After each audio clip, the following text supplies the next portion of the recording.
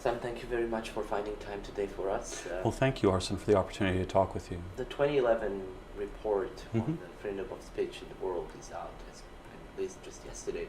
And while Armenia didn't really record any changes, we have a significant change on the Karabakh side. What is the main reason for this?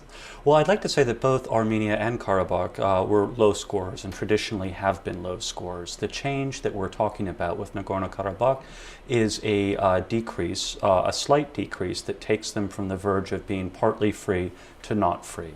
I think it's important to point out, however, that Nagorno Karabakh was always on the verge anyhow, and any small change in the political and social circumstances could bring it down into that category of not free. In this case, it was the parliamentary elections that were held in May. Those elections were not, in our view, entirely competitive. In fact, no opposition figures were elected to the parliament, and we viewed those elections as a step backwards for very, very fledgling democracy in Nagorno-Karabakh. What about Armenia?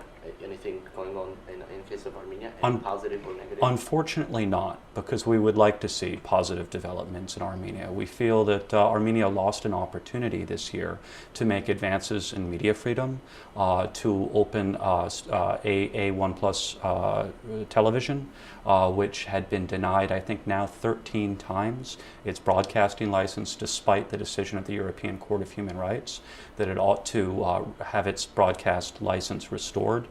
So that was disappointing. However, there were no events certainly as tragic as those which we saw in 2007, 2008. So it's really sort of a year of low-grade stasis for Armenia itself.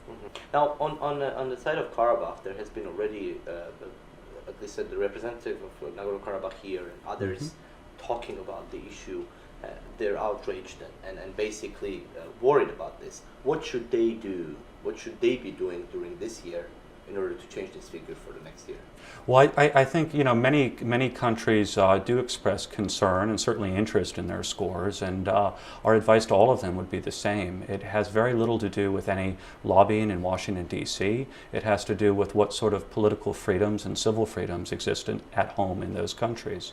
So an expansion of pluralism, political pluralism in Karabakh would be a good step forward. For instance, in these May elections, for the first time there was political advertising. Some might argue that was a step forward. However, every single candidate had their photograph taken by the same photographer. That reflects somewhat on the degree of political freedom in Karabakh, and when that changes in a positive direction, then scores from Freedom House and other organizations will probably reflect that. Recognize things like South Ossetia, Abkhazia, Prednistrovia, other areas. Is the situation any different from Karabakh? Well, you raise a good question, particularly with regard to Abkhazia. Many people have come to us and asked us how we could call Abkhazia partly free when elections there have been considered to be less than competitive in the past.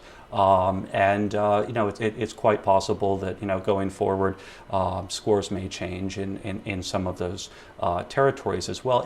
But they're unique situations, and each semi-autonomous area is considered a unique situation. It's slightly different than a state in and of itself.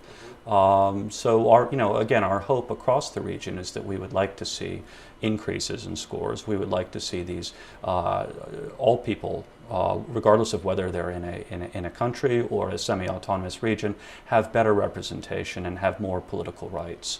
And our hope is that that improves not only for Karabakh but for Abkhazia, South Ossetia, and elsewhere.